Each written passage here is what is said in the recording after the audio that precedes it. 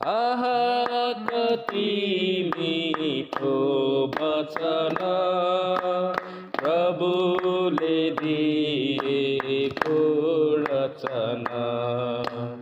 आहा कति मीठो वचन प्रभुले दिएको रचना।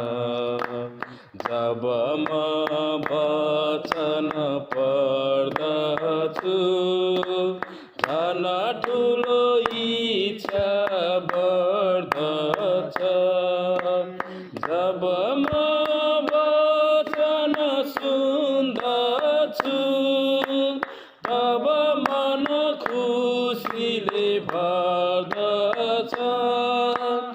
आहा कति मीठो वचन प्रभुले दिएको रचना।